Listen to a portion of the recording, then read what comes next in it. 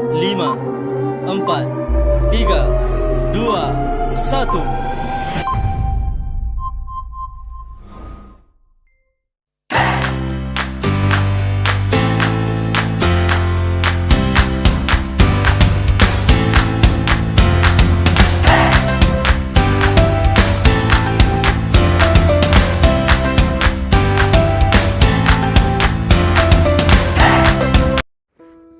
Assalamualaikum warahmatullahi wabarakatuh dan selamat pagi adik-adik. Bagaimana kabar kalian hari ini? Semoga kalian dalam keadaan sehat selalu ya. Sebelumnya, perkenalkan nama kakak Siti Aisyah. Kalian bisa memanggil kakak dengan nama Kak Aisyah. Nah, pada kesempatan kali ini, kakak akan menjelaskan tentang sistem reproduksi manusia. Namun, sebelum kita masuk ke materi pembelajaran kita pada hari ini, mari kita berdoa bersama agar apa yang kita pelajari hari ini bisa bermanfaat bagi kita ke depannya. Nah, adik-adik, kakak akan mengecek kehadiran kalian terlebih dahulu. Nah, untuk adik-adik sekalian, persiapkan segala sesuatu yang akan kalian gunakan untuk belajar. Simak dan perhatikan baik-baik apa yang akan kakak jelaskan. Sebelum kita memulai pembelajaran, di sini kakak akan menyampaikan tujuan pembelajaran kita pada hari ini, yaitu setelah melakukan aktivitas pembelajaran, diharapkan adik-adik semua mampu menjelaskan tentang proses pembelahan sel. Kedua, menjelaskan tentang sistem reproduksi serta dapat mengidentifikasi alat-alat reproduksi pada laki-laki dan perempuan. Kemudian, menganalisis hubungan antara pola kehidupan dan kelainan pada organ sistem reproduksi. Nah, pada materi sistem reproduksi ada beberapa hal yang akan kita pelajari. Yang pertama yaitu tentang organ reproduksi laki-laki, organ reproduksi perempuan, siklus menstruasi, sterilisasi dan kehamilan. Mari kita masuk ke materi. Apa sih itu sistem reproduksi? Nah, jadi sistem reproduksi merupakan suatu sistem pada makhluk hidup yang melibatkan beberapa organ tubuh untuk menghasilkan keturunan. Nah, karena pada dasarnya makhluk hidup bereproduksi dengan tujuan untuk melestarikan jenisnya. Keturunan yang dihasilkan akan mewarisi sifat induknya. Nah, materi pertama yaitu tentang organ reproduksi laki-laki. Nah, ini adalah, jika kalian perhatikan gambar, ini adalah beberapa organ dari sistem reproduksi laki-laki. Nah, ayo kita bahas. Nah, organ yang pertama yaitu penis. Nah, penis ini merupakan penis ya, organ reproduksi pada laki-laki. Nah, penis ini berfungsi sebagai saluran kencing dan saluran sperma. Nah, penis terbentuk dari otot dan tidak memiliki tulang. Organ yang kedua yaitu skrotum.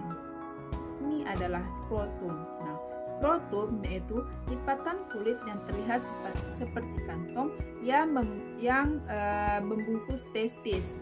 Skrotum ini berfungsi untuk menjaga suhu testis agar sesuai untuk produksi sperma. Kemudian organ yang ketiga yaitu testis. Nah, testis ini merupakan organ reproduksi pria yang berbentuk bulat telur. Nah, di testis inilah sperma pada laki-laki itu akan diproduksi. Nah, bukan hanya hasil kelamin atau sperma yang diproduksi, tapi juga ada hormon testosteron. Nah, saluran sperma. Nah, pada saluran sperma ini ada 3 macam, yaitu epididymis, vas deferens, dan uretra. Nah, ini merupakan epididymis. Nah, epididymis ini berfungsi sebagai tempat sperma yang akan disimpan untuk sementara waktu sampai berkembang sempurna dan bergerak menuju saluran berikutnya yaitu vas deferens. Nah, vas deferens ini merupakan saluran yang menghubungkan antara epididymis dan uretra yang berfungsi sebagai saluran menuju uretra.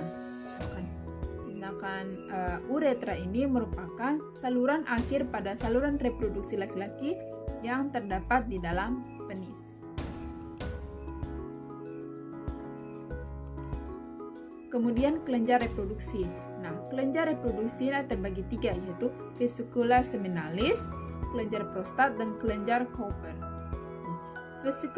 Vesicula seminalis yaitu bagian yang berbentuk seperti kantong kecil yang berukuran kurang lebih 5 cm yang terletak di belakang kantong kemih. Nah, vesicula seminalis ini berfungsi untuk menghasilkan zat-zat yang diperlukan untuk perkembangan sperma. Kemudian kelenjar prostat. Nah, kelenjar prostat ini bagian yang berbentuk seperti kue donat yang terletak di bawah kantong kemih.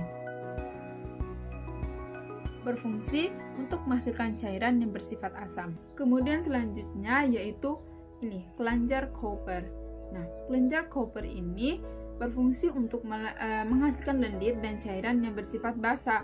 Berfungsi untuk melindungi sperma dengan cara menetralkan urin yang memiliki pH asam yang tersisa pada uretra serta melapisi uretra, sehingga mengurangi sperma yang rusak selama ejakulasi.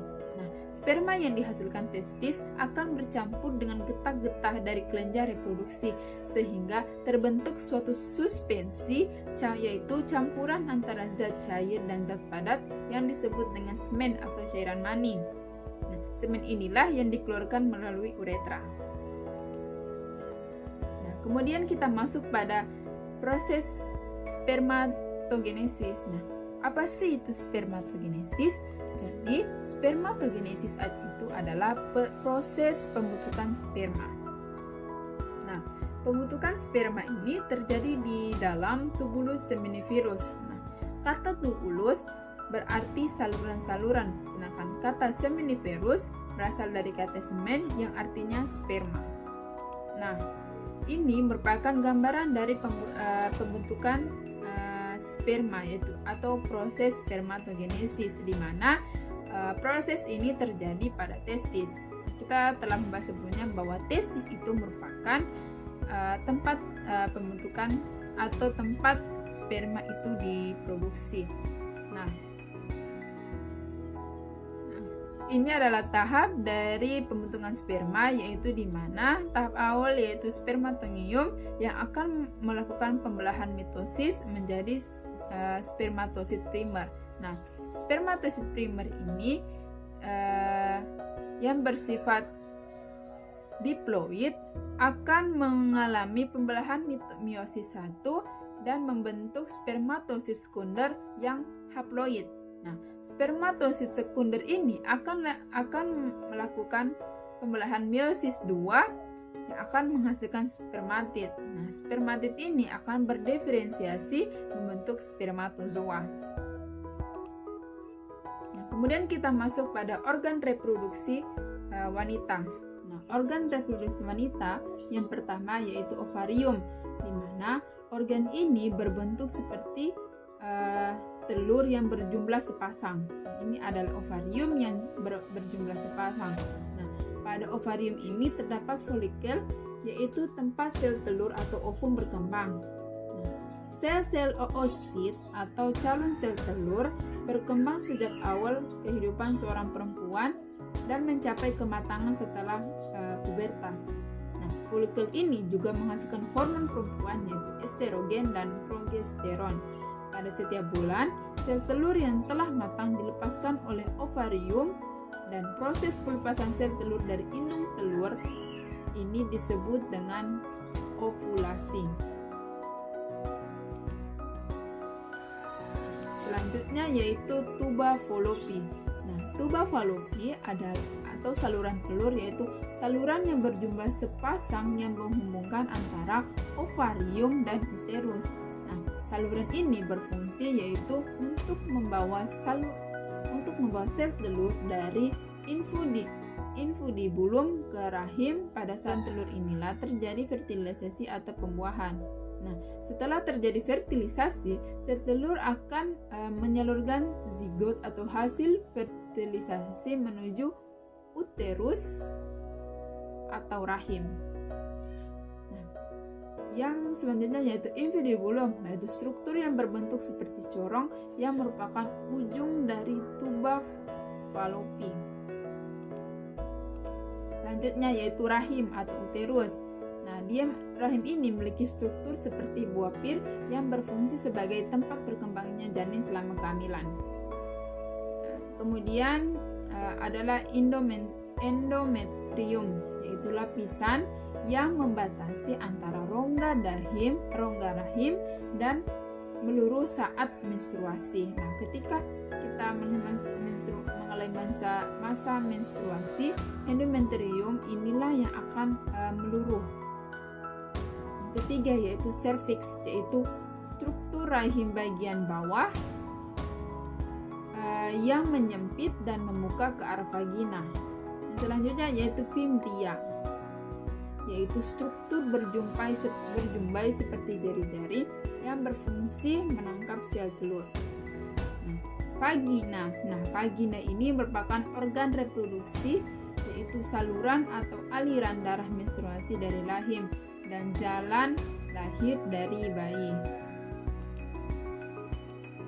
Kita masuk pada proses oogenesis. Apa sih itu proses oogenesis? Proses oogenesis adalah proses pembentukan sel kelamin perempuan, yaitu sel telur atau ovum yang terjadi dalam organ ovarium. Nah, ketika baru lahir, seorang perempuan sudah memiliki bakal ovum atau sel primordial itu sebanyak 200.000 hingga 2 juta. Namun, hanya sekitar 40.000 yang tersisa saat anak perempuan masuk masa pubertas, dan hanya 400 yang akan matang atau berkembang sempurna. Satu sel telur yang matang diovulasikan keluar dari ovarium selama siklus reproduksi atau siklus menstruasi perempuan. Pada peristiwa oogenesis ini, di dalam ovarium terdapat folikel yang berukuran kecil dengan calon bakal sel telur di dalamnya. Folikel dan bakal sel telur ini akan berkembang semakin besar menjadi folikel primer. Kemudian berkembang menjadi folikel sekunder. Dan pada akhirnya folikel ini akan matang. Selama folikel ini berkembang, sel primordial akan membelah secara mitosis membentuk oogonium atau sel induk telur yang bersifat diploid atau 2N. Nah, ini merupakan tahap-tahap dari pembentukan ovum. Pada akhir peristiwa oogenesis ini, dari satu sel induk telur atau oogonium akan dihasilkan satu sel telur ovum yang bersifat haploid dan 3 polosit atau badan polar yang bersifat haploid juga. Namun yang dapat berfungsi hanya satu sel telur, yaitu ovum. Nah, setelah melihat proses spermatogenesis dan oogenesis, menurut adik-adik sendiri, pada proses tersebut termasuk dalam jenis pembelahan sel apakah kedua proses tersebut? Ayo. Nah, jadi kedua proses spermatogenesis dan oogenesis ini masuk pada jenis pembelahan meiosis, yaitu pembelahan yang terjadi pada sel kelamin. Nah, kita lanjut pada siklus menstruasi. Apa sih siklus menstruasi? Nah, siklus menstruasi yaitu suatu keadaan keluarnya darah atau lendir dari sel-sel epitel dan sel-sel epitel yang menyusun dinding rahim. Nah, umumnya satu siklus menstruasi berlangsung selama 28 hari. Akan tetapi ada perempuan yang mengalami siklus menstruasi lebih pendek atau lebih panjang. Siklus menstruasi pendek akan berlangsung selama kurang lebih 18 hari dan siklus menstruasi panjang akan berlangsung kurang lebih selama 40 hari. Pada siklus menstruasi ini terjadi 3 fase, yaitu fase menstruasi, fase proliferasi, dan fase sekretori. Fase menstruasi yaitu fase luruhnya dinding rahim. Nah, pada fase ini hormon FSH memicu berkembangnya folikel pada ovarium pada proses perkembangan folikel. Nah, ada beberapa folikel yang berkembang, namun hanya ada satu folikel yang dapat terus berkembang tiap bulannya. Nah, fase yang selanjutnya yaitu fase proliferasi, yaitu menebalnya dinding rahim yang disebabkan oleh hormon estrogen dan progesteron yang dihasilkan oleh folikel dari awal perkembangannya. Nah, tujuan dari menebalnya dinding rahim ini adalah untuk mempersiapkan tempat meletaknya embrio apabila sel telur telah dibuahi oleh sperma. Yaitu fase sekretori, yaitu di mana folikel yang telah melepaskan sel telur akan berubah menjadi corpus luteum. Nah, sel telur yang telah diovulasikan akan ditangkap oleh fimbriae dan akan bergerak menuju tuba fallopi. Jika pada saat itu sel telur tidak dibuahi oleh sperma atau tidak terjadi fertilisasi, maka akan dikirimkan sinyal tertentu pada corpus luteum ini untuk tidak memproduksi hormon estrogen dan progesteron lagi. Dengan demikian, pada fase ini jumlah hormon estrogen dan progesteron pada perempuan menjadi lebih rendah. Nah, karena rendahnya hormon tersebut menyebabkan jaringan penyusun dinding rahim akan rusak dan pembuluh darah yang pada dinding rahim akan pecah. Nah, sehingga perempuan akan mengalami proses menstruasi. Kemudian kita masuk pada fertilisasi dan kehamilan. Nah, fertilisasi merupakan proses peluburan inti sel sperma dengan inti sel telur sehingga membentuk zigot. Proses fertilisasi ini terjadi di tuba fallopi. Sel sperma ini akan menggunakan flagela atau ekornya yang akan bergerak memutar sebagai baling-baling untuk menggerakkan tubuhnya dalam cairan yang ada pada tuba fallopi. Nah, untuk menuju ke sel telur. Seperti inilah gambaran dari proses tersebut. Pertama terjadi proses ovulasi, yaitu pengeluaran sel telur atau oosit dari ovarium. Nah, kemudian sel telur ini akan bergerak menuju tuba fallopi. Nah, di mana di tuba fallopi ini akan terjadi proses fertilisasi, yaitu peluburan inti sel telur dengan inti sel sperma sehingga terbentuknya zigot. Satu sel zigot ini akan membelah menjadi 2, kemudian menjadi 4 sel dan seterusnya. Nah, pembelahan ini masih terjadi di dalam tuba fallopi.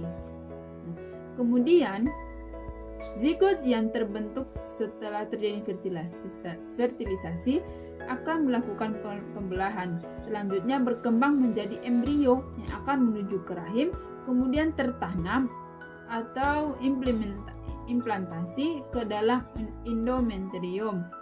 Pada saat inilah masa kehamilan akan berlangsung selama 9 bulan 10 hari.